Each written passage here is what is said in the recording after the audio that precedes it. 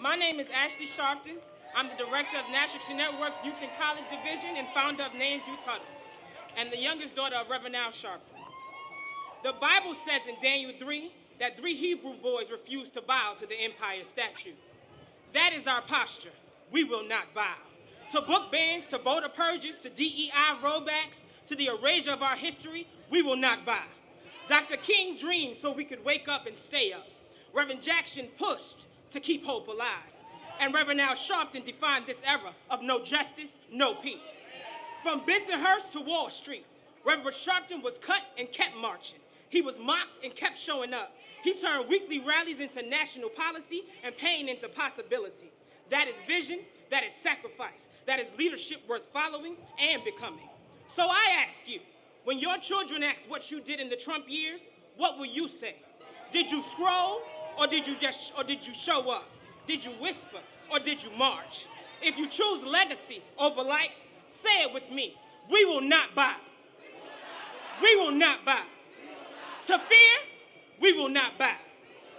To lies, to greed, to fear, to Trump. And today we follow the man who has never bowed, the man who stood on front lines when it wasn't safe, who turned pain into policy, who carried Dr. King's dream and Reverend Jackson's fight into the streets of our time. He is not just David's slingshot, he is David himself, steady and ready to take on Goliath, not hoping but knowing that giant will fall. He is the visionary who saw this march before others understood it, the leader whose sacrifices carved the path for us to walk, and the prophet of economic justice in our generation. It is my honor to present to you, not just my father, but our leader for this day and time, God's messenger, the truth teller, the soul reacher, the liberation seeker, and truth teacher, the Reverend Sharpton.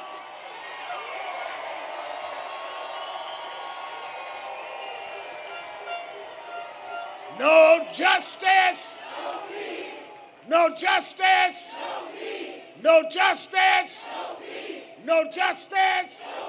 What do we want? What do we want? What do we want? When do we want it? When do we want it? When do we want it? When do we want it? We won't go back. We won't go back. We won't go back. All right. They said 62 years ago that the dream that Martin Luther King Jr. spoke about was a dream that died in the late 60s. But there were those that kept on fighting. And we went from a balcony in Memphis that killed the dreamer to having a black family on the Truman balcony at the White House. We never stopped dreaming.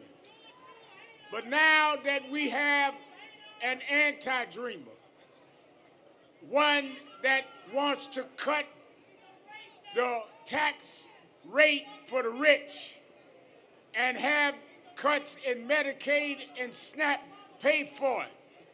Why do we come to Wall Street benefited from Trump? We come to tell you your benefit days are numbered. We're not going back.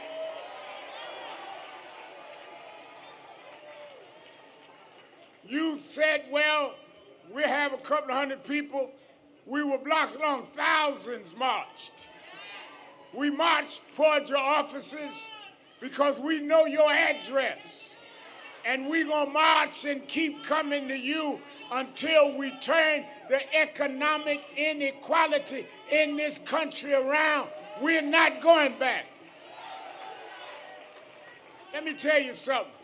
The fact of the matter is the first thing traded on Wall Street was black bodies. The largest 2 ports for slave trade in America was Charleston, South Carolina, and Wall Street, New York. They stood us up right in this area and sold us like a bar of soap, sold us like we were some inhuman particle. but we come back the children of our ancestors. We come back ready to vote, ready to spend our dollars. We're not slaves anymore. We're not going back on the slave market. Donald Trump, get ready for the fight of your life.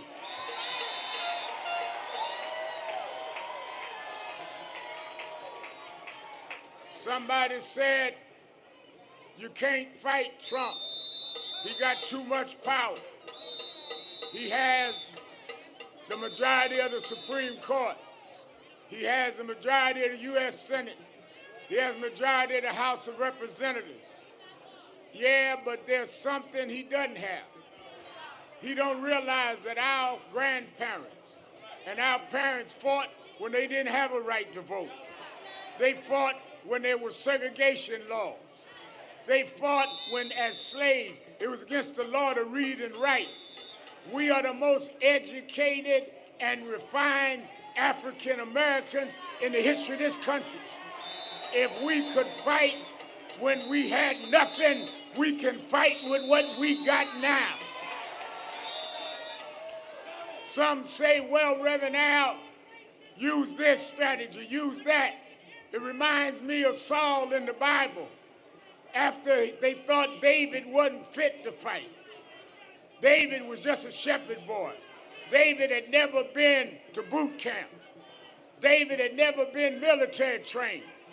When they finally said, all right, he keeps insisting to fight, let him fight, Saul said, well, use my sword and use my shield and use my helmet. David said, no, I don't need your stuff. I got a slingshot and a few smooth stones. Trump, don't let the folk around you tell you what we gonna fight you with. We come to Wall Street with our slingshots. You don't know how we gonna fight. We gonna meet you at every turn. We gonna meet you at every ballot box. We gonna meet you at every time you take the Dow Jones. We gonna factor in. We're going to take our dollars where we respect it, and we're going to close down where we're rejected. If you don't want diversity, inclusion, and economic inclusion in our policy, then you don't need diversity in our consumer dollar. You don't need inclusion on our shopping list. We will shop with who does business with us. We will walk with who walks with us. We will stand with who stands with us. And we are not afraid of Trump. We've been beating giants since David. You just one more giant we got to face.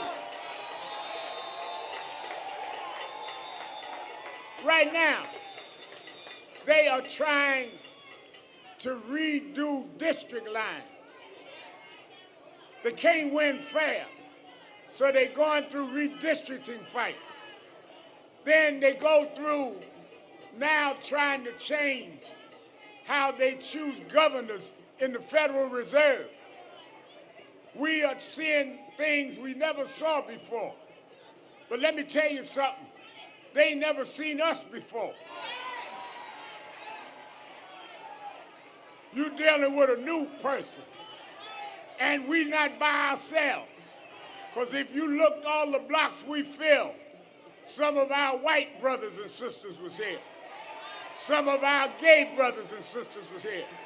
LGBTQ, some from Palestine, some from Israel, some Jewish, some Gentile. We all coming together because we are not going to let you in this democracy and go into an autocracy. Let me say this as I wind down. I know some of you rode all night to get here. You're here from Tennessee. Tennessee in the house. Tallahassee, Florida in the house. Atlanta, Georgia in the house. Baltimore, Maryland in the house. Buffalo, New York in the house. New Jersey in the house. Washington, D.C. in the house. We going all Detroit, Michigan in the house. We are all over the country, but all of us on Wall Street, because we wanted y'all to know the address, because we coming back with an escalated movement. We will not get off Wall Street. You are the ones financing Trump. You better back him up or we are going forward. And I saw Mayor Ras Baraka spoke from Newark. I invited all the candidates for mayor to be here. So I don't endorse candidates, but I take attendance.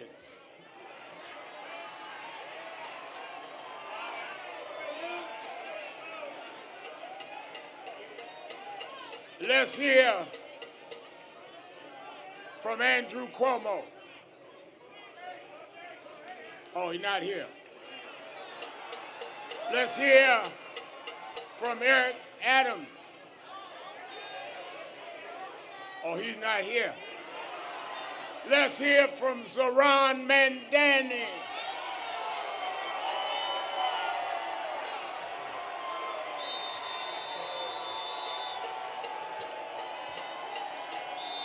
How are we doing today?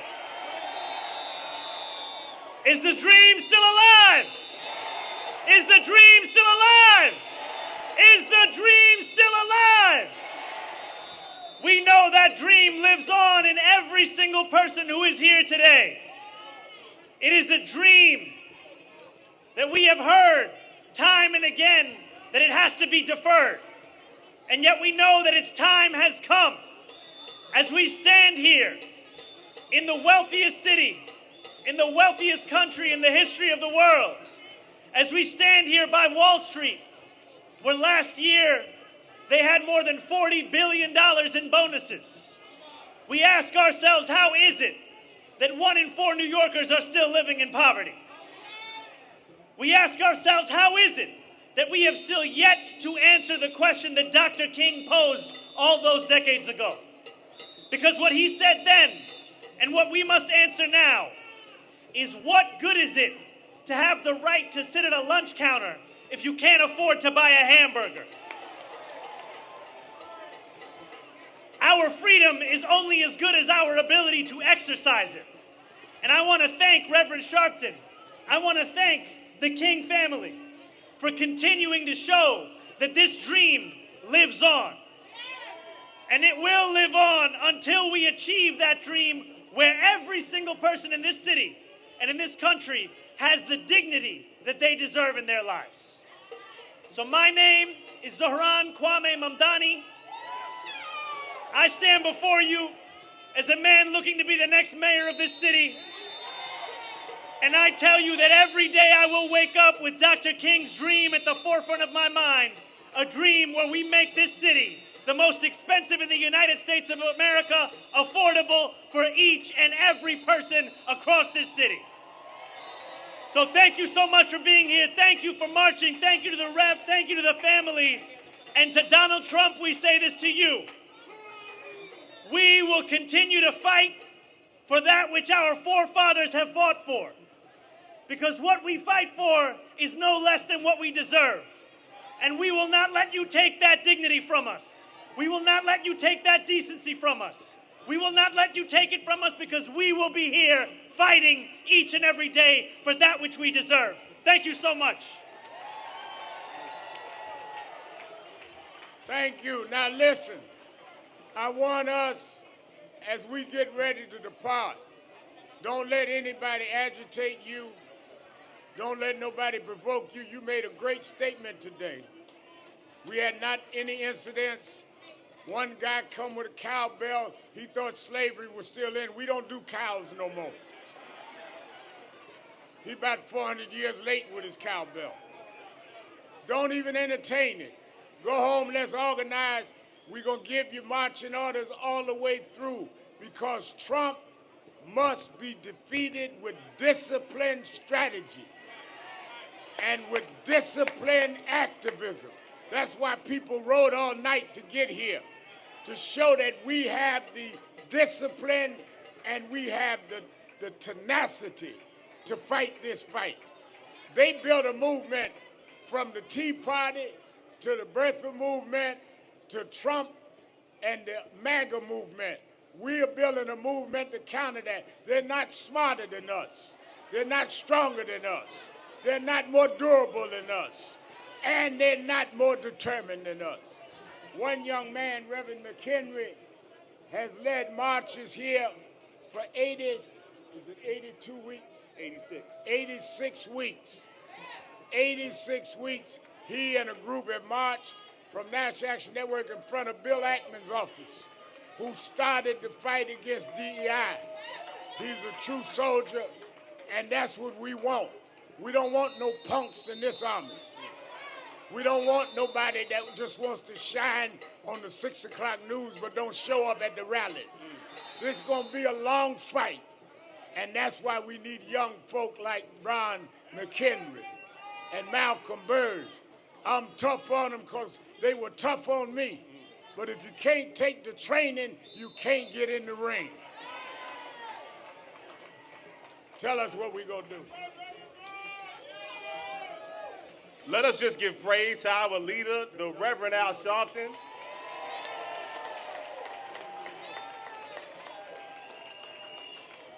As we conclude this march, I just want to make this announcement. The buses will be behind us on State Street and Broad Street. All the buses that came from around the country, please get in contact with your bus captain as we make our way. Secondly, we are looking for a Miss Passy. Your person that you take care of, Nara, is behind us.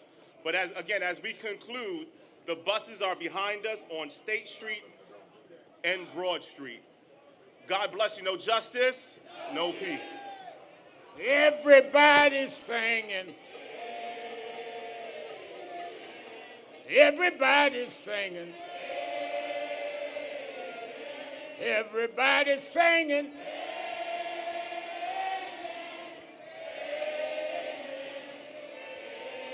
Came down to Wall Street to see about it. Everybody's singing.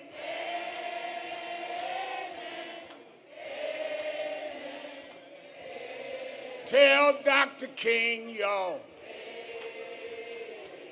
the dream's alive, y'all. We brought it to Wall Street.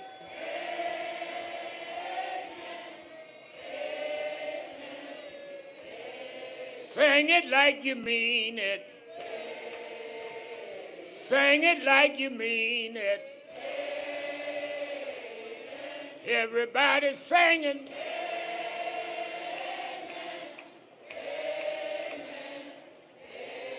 One last time, y'all.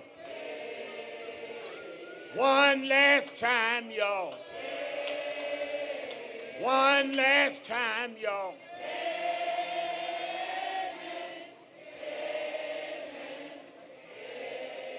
No justice, no justice, no justice, no justice. What do we want? What do we want? What do we want? All right, let's travel safely home.